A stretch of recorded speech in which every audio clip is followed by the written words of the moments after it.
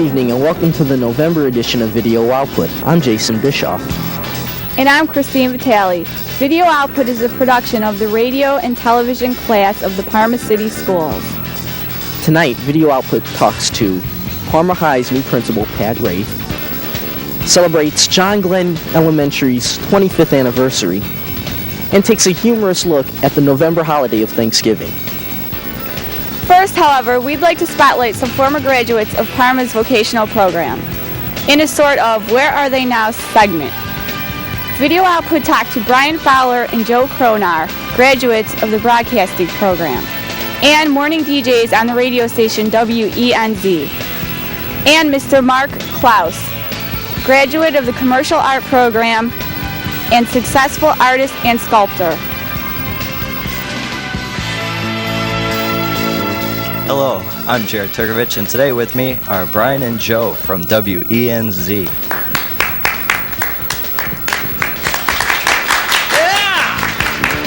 You'll have to get that applause sign fixed. Yeah. I noticed the light was out. It's good to be here, Jared. Brian and Joe were from the Vocational Broadcasting class here in Parma City Schools. And do you guys have any memories you'd like to share about the class? Well, I think probably the best thing that Joe, are you all right? Hey, at least this way you'll be able to use it on the Bleeps and Bloopers show. You know, they usually always have that by the end of the season. So Where's like Ed McMahon? Hey, that could be worth $10,000. Let's send it into America's Funniest Home Videos. You get 2,000. I get 1,000. I mean, I didn't do much. Pretty much broke my arm over $7,000. What was the question? The question was, do you have any memories you would like to share with our audience? Oh, I can remember one. Once we were doing the show. It was your show, as a matter of fact. Joe was just about ready to answer a question, and he fell back on his chair. I'll never forget that. It was so funny. Clip of that. Let's watch the clip. That was a great show. You looked a lot younger then, too. Put on a little weight, didn't you? Hey, all right. Memories of the vocational program. I think I wasted a lot of time trying to be somebody I was not. I wanted to be taller, and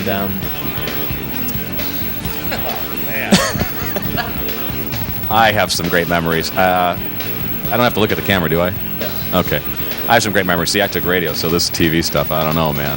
I'm just radio, if you know what I mean. I can think of some great times when Jim would Cook, our instructor, Mr. Cook, sorry, would just let us be real funny people and let us show off our personalities. And I can remember so many different personalities. And Joe knows a lot of the people, too, because they were Normandys coming over to Valley Forge. And he knew a lot of the guys I'm talking about. But it was just a fun atmosphere. When you're dealing in radio, at least, you're dealing with a lot of creativity. And you have to let that creativity come out and explode and just let happen what happens. And he would allow that. And the memories I have of class is just a lot of laughter. And that's the way schooling, I think, should be. A fun time and learning, too, at the same time. So how did you and Joe get together? Joe and I got together after we had met in vocational broadcasting. Then we met again at Ohio University. Then we teamed up and we did a lot of comedy. We took our show on the road. We were a comedy duo for a while we were in college. And when we got out of college, we stayed the best of friends, did a lot of praying, ended up hooking up together in Akron at WONE, where we took the show from about 8th to about 1st.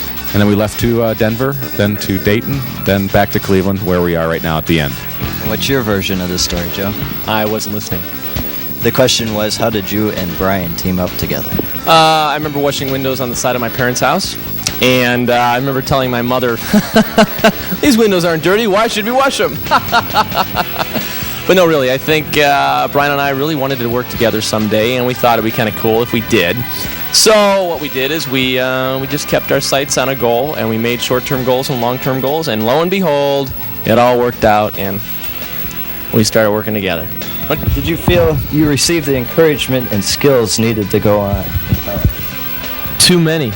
I had too many skills because both Brian and I went to Ohio University, and by the time we got to OU, we had such a head start on everyone else that we had to sit out for a little while and wait until... It's true. I mean, we had to sit out and go, okay, we have to wait for everyone to catch up with us. That's why I got involved in radio, because I had a TV head start, and I couldn't play with anything sometimes until your sophomore or junior year, and I said, forget it. I mean, I'll do that when I get to that point, but in the meantime, I'll hone up on my radio skills. Brian? And the 103 classes in college in the first year really were easy courses because of the vocational radio and TV we took in the Parma school systems when I was at Valley Forge. Teamed up together when we were taking vocational classes. When Joe said that Normandy was doing TV and Valley Forge was doing radio, we had these Vica orange sales. And we would sell oranges. Did you guys sell oranges? No. Oh, that was a scam. Jim Cook, it was a big scam. He told us that we were selling oranges for Vica, and he pocketed all the money. Anyways, Jim had us like slaves selling oranges. Oranges? Yeah, a lot of the guys came out of the class being salespeople. I could mention like 4 different people that are like $1 million salespeople. This is Brian and Joe and Jared Turkovich for Video Output. Stop. We could do this. You do something like, hi, I'm Brian. I'm Joe, and we are out of here! Is he great? Is he great or what? A little wait till the last show. He looks wires under here. Show him the wires. Show him the wires.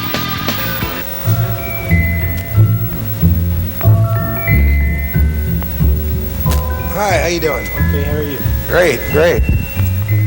I'm Kevin Ehlers, and here with me is Mark Claus, or better known as Santa Claus. Mark is a graduate from Normandy High School and a success story for the vocational program of commercial art.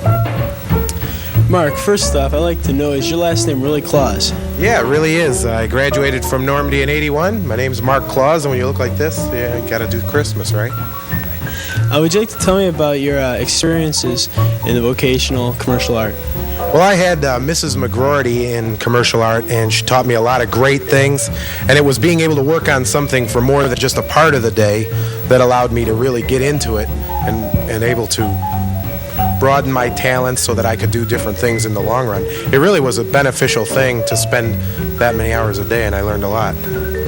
How did the class help you with your business? Well, it taught me the variety of things that go into the art business. I was able to do some work for the Board of Education, the Parma Board of Education, and that experience combined with all the different projects that we got into gave me a broad knowledge of the art business and helped me out. Okay, can you tell me about some of your work that you do? Well, I can tell you a little bit about, let's pick one of my characters, in fact. Now this little fella here, you see, Santa Claus has his good list, and Santa has his not so good list. And when a child might fall off of Santa's good list, Santa might just send out Ahab, because Ahab travels the dreams of children and gets them back on the right track. Does that with the help of Mr. Chatfield here, a magical fish from the English Channel. And when combining just the right amount of feathers and sand out of his ship-like hat into his open jar, he can get to any child's dream he needs to get to. See, Mr. Chatfield starts to swim around that cup until he gets it to just the right speed, and then suddenly there's a huge splash of water which rises up, covering him over and then immediately turning into snowflakes, filtering back down through a bright warm spot of light and followed close behind by Mr. Chatfield, and a quick tally-ho, and they're off to another child's dream. Now this character here started with plastiline clay, just a blob of oil-based clay that never hardens. I do the sculpture with a variety of dental tools and toothpicks and just anything I can come up with. Sometimes, like in this case, I utilize a model to give me the basic look of the character. In this case, I put my brother in a garbage can, and the look of the legs coming out of the top sort of helped me out with this piece. So that gives you a little bit of an idea. Then I make an original mold, and then they're shipped off and manufactured in limited editions. Okay, I understand you travel with your pieces, and can you tell me what you do when you travel? Well, I travel around the country. I appear at different trade shows and at department stores and malls and consumer shows. I tell my stories. I show a little bit about how I do my work. I sign pieces for people. So it gives me a chance to go all over the country. It's something I never thought I'd have a chance to do. But this year we're doing a big tour of the U.S. for the fall. Next year I'm doing a tour of Europe with the characters. So it's really worked out really good. Okay, and finally, do you have any recommendations for anybody getting into commercial art? Well, do it. Take advantage of the teacher's knowledge. Really work hard on the projects. Go out and tell everybody that you're the best at what you do. And if you keep plugging away at it, you'll find some good opportunities. Okay, I'd like to thank Mark for sharing his works with us. And we'll see you at Christmas time. Okay, Merry Christmas all year long. I'm Joe Timko. Video Output's Christine Vitale recently had a talk with Parma Senior High School's new principal, Ms. Patricia Rafe. Let's join them now.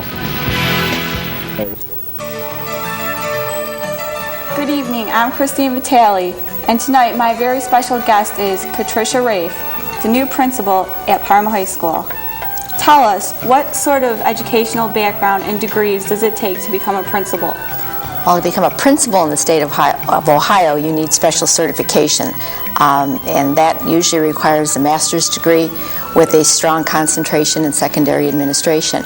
I received my master's degree from Kent State, and prior to that I received a bachelor's, and I taught English and history, so I do have 2 degrees at this point, and maybe working on a 3rd down the road. Okay. What positions have you held in the educational field previous to being appointed principal at Parma High School? I have some, I think, very unusual experiences in that I have taught everything from 4th grade to high school. I taught 4th grade at a parochial school for 1 year, and then I taught 6th, 7th, and 8th grade, again at a parochial school. I did that for 4 years, and then I went to Maple Heights, and I taught some history there, and I was a dean of students, which was primarily disciplinarian at junior highs, and then moved on to the high school as assistant principal. For the last 8 years, I've been a principal, first at Richmond Heights, where I was principal of both a middle school and a high school. I had grades 7 through 12.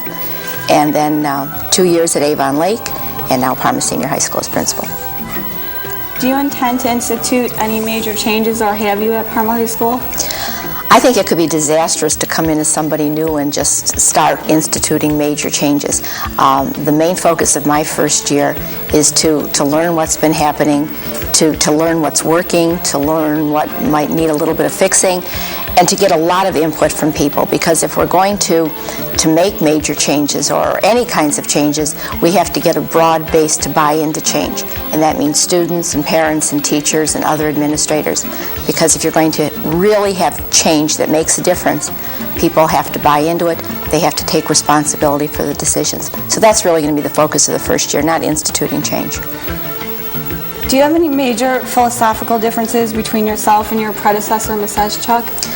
I knew Ms. Eschuk professionally. We belonged to the same number of organizations, and we talked about education and what our beliefs are.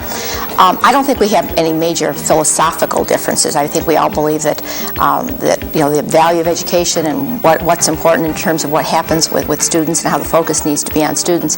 Probably if we have a difference, it may be in style, maybe the way we carry out what we believe. But I don't think there's a major philosophical difference. How has your new job affected your life in any way? Being a principal for a lot of years, I have been used to long hours and being very busy, so I don't think that's been a major change. Really, the biggest change probably is that I spend a little less time on the road, because this is about a half hour closer, so I have maybe an hour more to myself, but I don't really notice any major changes. It's basically the same kind of work and a real involvement in what's going on in the school and long hours, so nothing major different. Have you encountered any major problems in your first few months at Parma High? Well, I'm very lucky we haven't incurred any major, and I hope we don't have any major problems that we can't deal.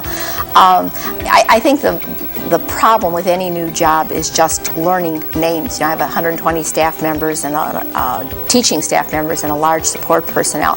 So the biggest problem is just learning people and learning the names of the students and trying to learn the routine. But there really hasn't. It's been very smooth because I have really a great staff, and they've been very supportive, and people have done what they've needed to do, and it's been, I think, a very smooth transition. I'm happy about that. How do you think people feel about a woman being a principal? I try not to think about that too much, because for a while it was like knocking my head against a brick wall trying to get a chance to be a principal, because there was a stereotype that women shouldn't have this job. And it was a few years ago. I think it was difficult with that stereotype. I think that's changing to some degree. I really don't look at any job as being gender specific, that a man can do it or only a woman can do it. So I try and not to I think it's more a matter of the person that's doing the job, not the sex of the person doing the job. So I really try not to dwell on that anymore. What does your average daily schedule consist of? I think one of the reasons I've always liked being in education, and especially being an administrator, is that there is no such thing as an average day. And every day is different, and every day brings a new set of challenges, and that's really what I like about it. There is not a routine. If I had to try and say what is average or what is routine, every day there's mail, every day there's paperwork, every day there is the need to get out and to talk to kids and to talk with teachers. But I don't really think that there's really an average day for a principal. Do you have any final comments you'd like to make? I just want to say how much I appreciate this opportunity to talk with you and to learn about one more program at Parma Schools has to offer, and just to let everyone know that may be listening how excited I am to be at Parma High and looking forward to a lot of years there. I'd like to thank Ms. Ray for being here with us on Video Output tonight, and good luck at Parma High School. Thank you. I'm Vonda Martin. Last month at John Glenn Elementary in Seven Hills, they celebrated their 25th anniversary. The celebration was complete with cakes, assemblies, and the burying of a time capsule. Video Output's Terry Valenchuk talked with Mr. Whit Clark, the principal at John Glenn. Good evening, I am Terry Valenchuk, and with me this evening is Mr. Whit Clark of John Glenn Elementary School. John Glenn is celebrating their 25th anniversary, and he is here to tell us a little bit about it. Hi Terry, how you doing? Fine. Yeah, we've had quite an event that is being planned. It's one of those events that began back in January, and we recognized that if we were going to hold a 25th anniversary celebration, we were going to have to involve a lot of people in it. And so we brought a number of people from the community and from the PTA together to assist in doing this. We called NASA and had some input from NASA as far as some of the internal programs that we might run. And again, process this throughout the course of the year. We had meetings right through the week of the event, and I think everything came to a positive conclusion just right up to that the moment that we were holding the 25th anniversary. The anniversary itself, we had a number of things included. We intended it to be a celebration back and remembering why the school was named Colonel John Glenn School. And at the time that it was built in 1967, Lieutenant Colonel John Glenn at that time had orbited the Earth in 1962 and was kind of a national hero. So that's where the name came from. So we thought that any event for John Glenn School should emphasize the fact that John Glenn and his role as an astronaut should be the center of attention, and that's why NASA became involved in it. Speaking of that, the NASA programs, we did some hands-on experiences with the kids in space science. We were planning on an assembly for both the primary kids and the intermediate children as well.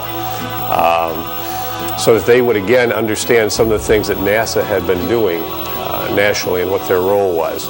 I understand there's a special music assembly relating to the anniversary.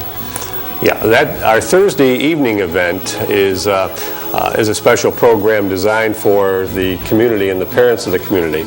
We wanted to involve all the students in the school in this program. So Carol Huffman, our music teacher, wrote a number of songs or arranged some current songs that had space themes or star themes or whatever that was more termed extraterrestrial, anything space oriented that might be appropriate to our program. And the students worked for a number of weeks in learning their roles, and parents became involved in developing or making costumes for the various characters that were going to be involved in this. We ran 2 programs that night simply because we could not house all the people at one time. With the 400 students in the building, we anticipated that we would get over 1,000 people if we had them all at one time, and our multi-purpose room in no way could handle that many students and parents. So we limited the number of people that were allowed, broke it into 2 programs so that we had a primary program K to 3 and an intermediate program 4 to 6. We had one program from 7 to 7:30. Then we exited with the help of a Care Bear to an outdoor area, a tent that was placed at the kindergarten end of our building. And the parents and the students went down there and celebrated, or continued the celebration by having one of the 900 pieces of our birthday cake or anniversary cake that were provided by Serino's. That tent, by the way, was provided by Taylor Reno, and the Bibbo family that runs Taylor Reno on Brook Park Road were the ones that donated that. Those students went to John Glenn School, and that was a wonderful, wonderful, gift to us because of the cost of something like that, as was the Serino gift of the reduced cost of the cakes, and plus Serino's provided us a wonderful luncheon, for our people the next day. How did the Marines get involved in this? This was kind of a last-minute thought. Again, John Glenn was a Marine. So we thought, well, if John Glenn does show up for this event, which we had hopes of him doing, we thought the Marines might be someone that would be nice to have, there for both the luncheon and some other activities as well. The Marines primarily, as we found out that John Glenn could not make the event, we kind of changed the theme a little bit, and we utilized them to pick up the students for our time capsule program in the afternoon. One of the major things that we wanted to do with the 25th anniversary celebration was to have the students work on items that they would place in a time capsule in 1992 and see what 25 years hence, in 2017, those things, what type of memories those things would bring back.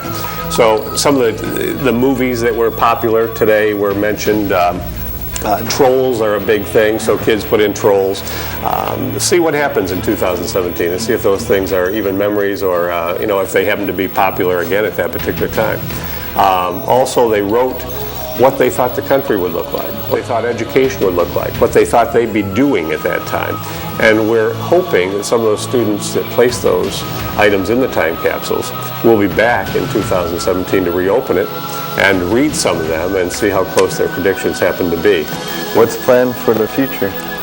As far as the school and what direction we're going, there's a lot going on. John Glenn is a very busy building. We are very much oriented towards not only our academic pursuits for the students, we're oriented into trying to make the students of today less me-oriented and more recognizing the need to become participants in assisting and alleviating problems in society.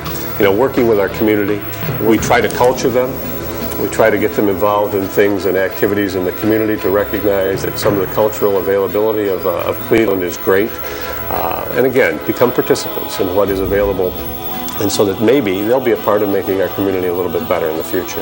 I'd like to congratulate John Glenn Elementary School on their 25th anniversary, and I'd like to thank Mr. Whit Clark for joining us here tonight. Thank you, Terry. Thank you. Picture it, New England, the 1620s. You know the old story behind the holiday Thanksgiving, but we at Video Output want to know more. We have sent a special correspondent to investigate. Let's take a look and find out what happened. I'm Cheryl Sabo for Video Output.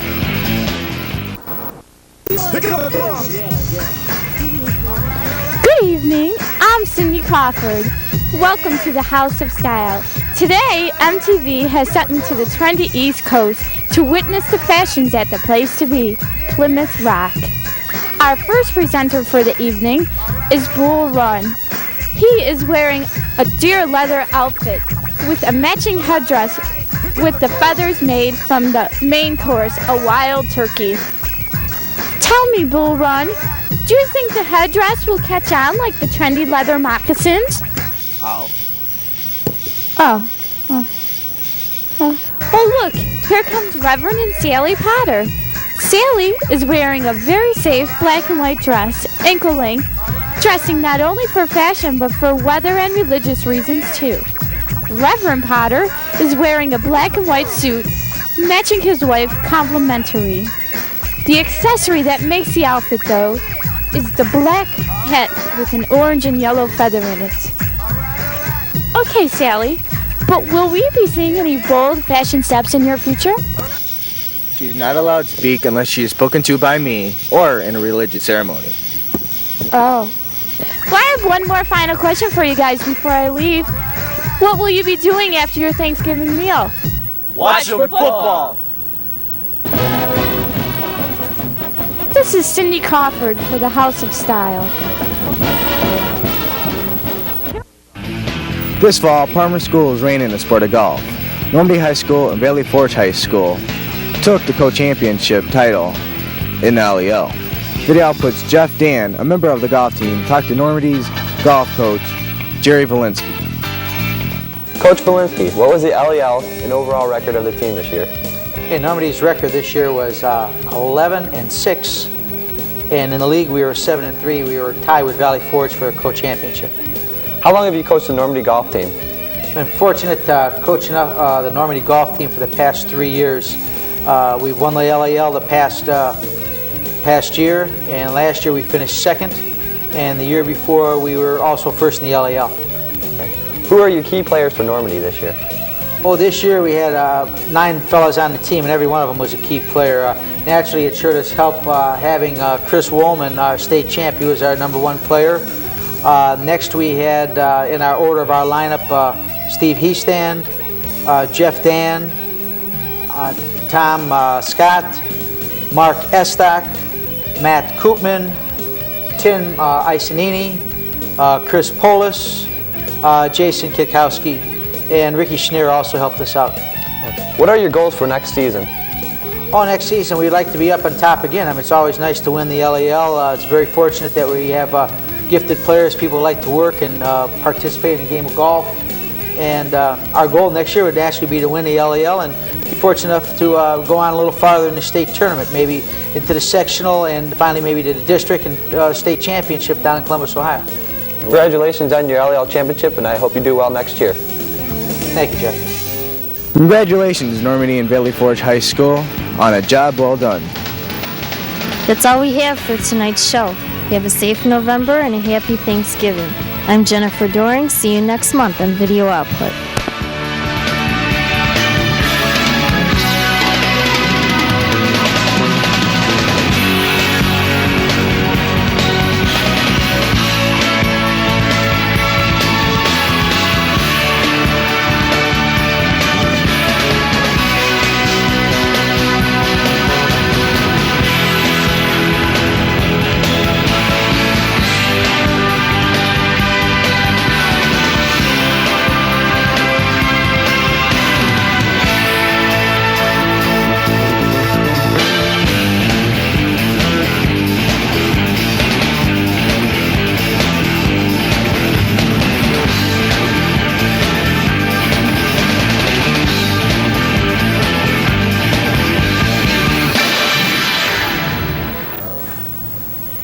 Parma Senior High School's new principal, Miss Patricia Rafe. Is that it? Cakes and celebrations. All right. Big dog. Do it. Just do it. Cool. That's gonna look excellent. Just read it. Read it. Go ahead. There's a dog after me. But we at Video Output want to know more. Golf coach, Jerry Valinsky. Go through it. I am.